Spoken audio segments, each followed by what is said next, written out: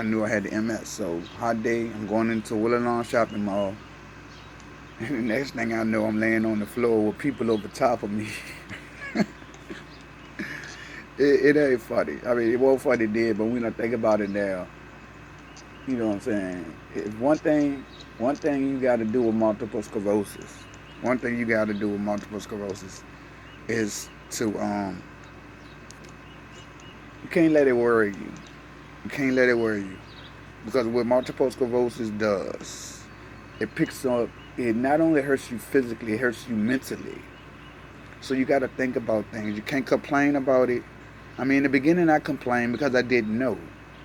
You know, and that's what everybody should realize. Without knowledge, you feel helpless. But once I found out, once I went home and looked up MS, you know, it got a little better, a little easier. It didn't get better at all. It got a little easier. You know, so when I, you know, it's kind of hard to talk about, you know. But at the same time, you know, like I say, it started me. I went to the hospital. It started me out with all these tests and everything, and they, they was like, okay, well, we want to set you up for an MRI. I said, okay. Never had one of those before, so okay. So I did the MRI, okay, and came back after that. They found out I had plaques on my brain and on the top of my spine. Okay, I asked the doctor. Honestly, I asked the doctor, what do the plaques do? You know, and he was like, your brain is big. We can't tell you what the plaques gonna do or how it's gonna affect you or none of that. I said, okay, thank you for nothing, but thank you. Went back home, did my own research on the plaques, trying to get the facts. Now, when you want the facts, anybody ever said when you want the facts, it's gonna be happy facts.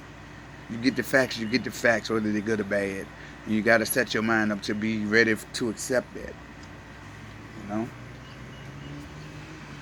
But you know, at the same time, you know, they wanted me to start Avanex. I think the medicine was Avanex. 4 shots a month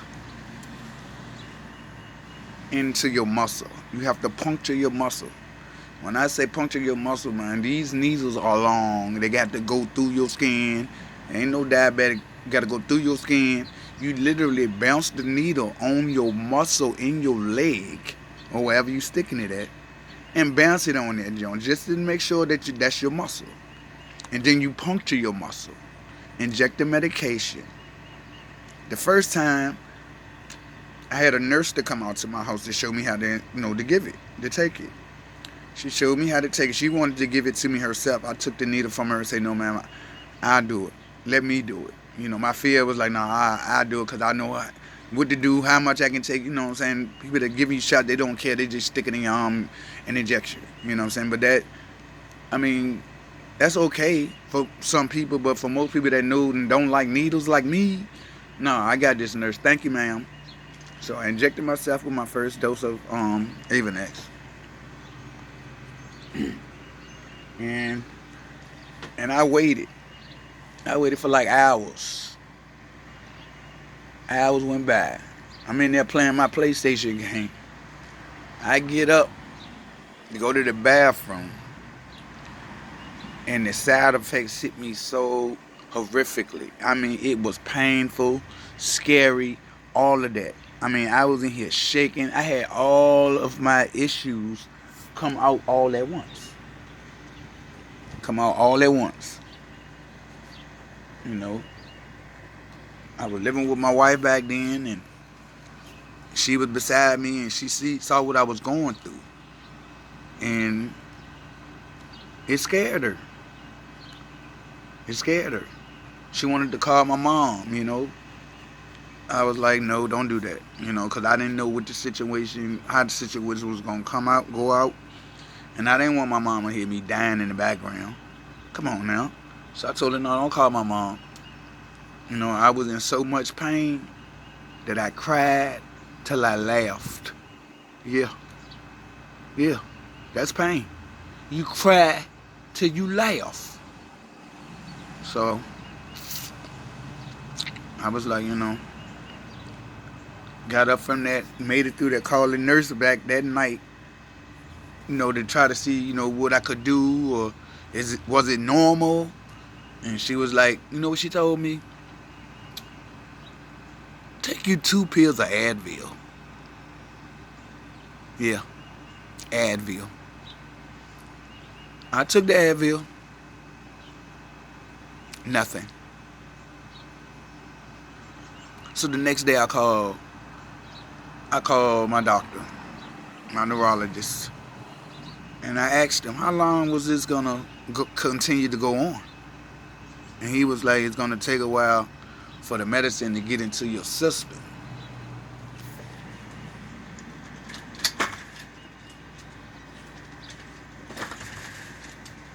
So I'm like, okay. Like I said, the first time I took the injection, the medication. The first time I took the medication, it it took a couple of hours for the reactions to happen. Took a while for the reactions to happen. Okay. That was the first time I took the medication. The second time I took the medication, which was a week after, I took the medication, and as soon as I took the syringe out of I took it in my other leg that week. As soon as I took the needle out of my leg, the side effects hit me immediately. Immediately. And it happened so quick. And I was like, I was like, you know what? I was like, this can't be helping me. I mean, that was just my personal opinion at the time that I was going through what I was going through and taking the medication. I was like, this is not helping me. It can't be helping me. So, of course I called the doctor back. I just wanted to hear him say. I knew what he was going to say, but I wanted to hear him say. I said, Doctor,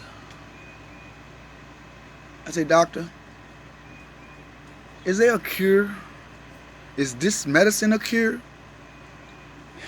He politely told me, no, it's not a cure, but it'll help you live, but you can live with it. It'll help you deal with it. And hopefully, it will cut down some of the MS attacks. Hopefully. No proof. None of that.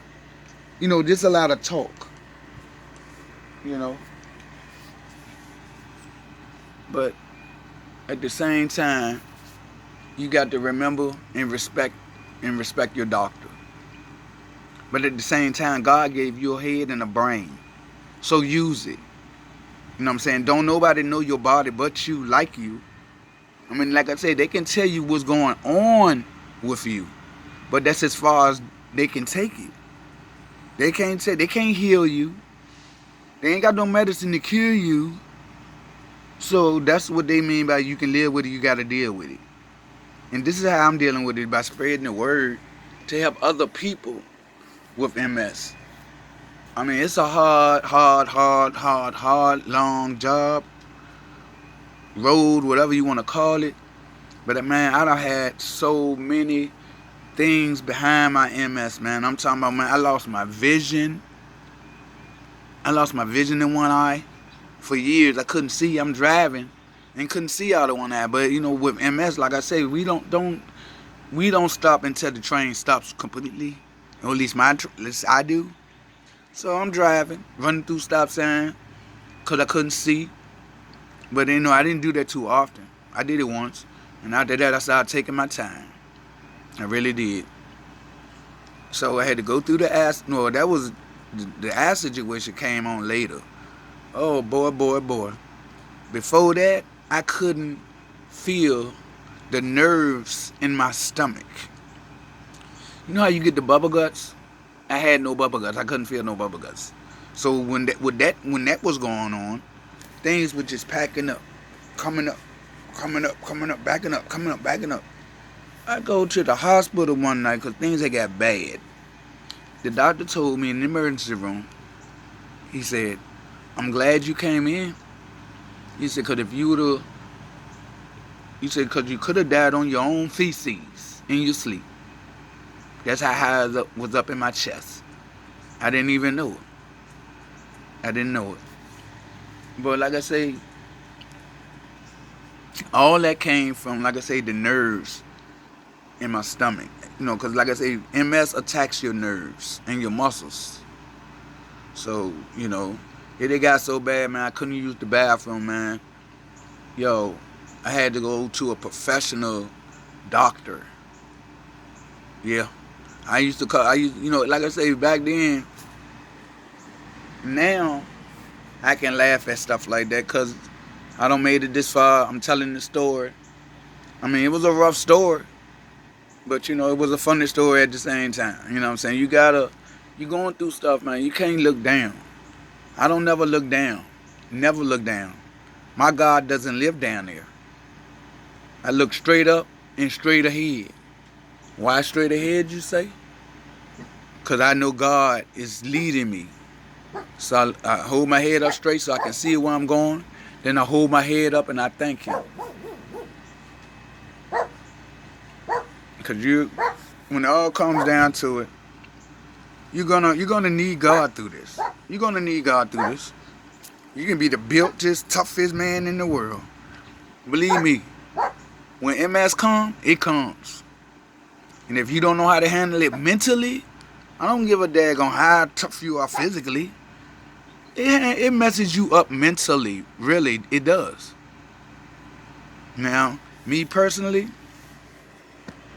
I always thought when I first got diagnosed, you know, when I was young, I wasn't diagnosed as HDD, whatever. I was on Ritalin, you know, because I was bouncing off the walls. So to me, when he told me I had MS, I felt, well, you know, like I said, you got to think positive about every situation. So I was thinking like, hey, MS does this to you, MS does that to you. I said, well, saying to myself like I'm a scientist or a doctor, hopefully my HDAD, whatever, will combat with that jam. You know what I'm saying? It won't let it happen, you know. And for years, in my mind, it didn't. It's yeah. I know. But there's a downside to everything. You know what I'm saying? And I want to be specific and clear. What's good for me may not be good for the next person. No, I'm not saying that you're not strong enough. But when we talking about MS, man, if you've dealt with it long as I have, it's going on 15 years now, man. But it's a mental game too, bro. It's real mental. You can lose your mind quick, real quick. Now I'm on the MS Society. You know, where we all talk. We got a team. There's a whole lot of us, man, that got MS, man, and we fighting. And what I want to do is help the youngins, man, because, man, I got diagnosed when I was 20, 24, 25 years old. So what I want to do is help the youngins, man, help the young people, man. You know what I'm saying? Like I said, you can listen to your doctor, stuff like that, but I'm going to tell you the best information you can get about your MS is from people that has MS. And I'm talking about people that's not afraid, ashamed of talking to you about the situation, what they went through, man. I got some stuff I can tell y'all. And we gonna go through some of that, you know, but at the same time, keeping your mental is one of the best things you can do with MS, for real. Now I know a lot of us, like I say, I'm sitting out here in the heat. I ain't supposed to be out here. You know what I'm saying? But I know when I have a reaction from my MS, I know how to handle it. And one of the things how you can handle your MS when you have a reaction or whatever, an episode, is to control your breathing. Control your breathing.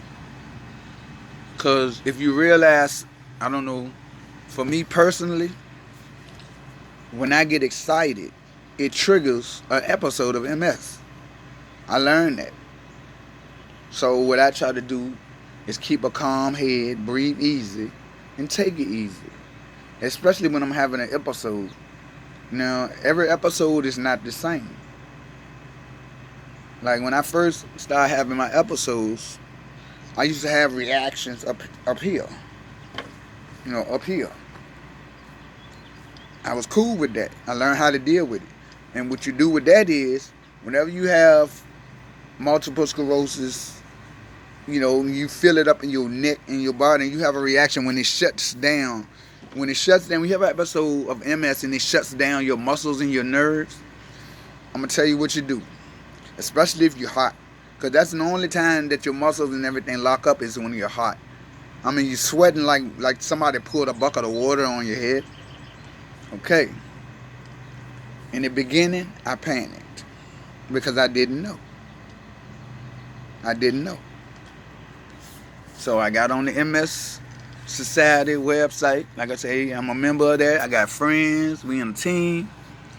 And they told me, they said, Aaron, get you some ice and put it right on the top of your neck.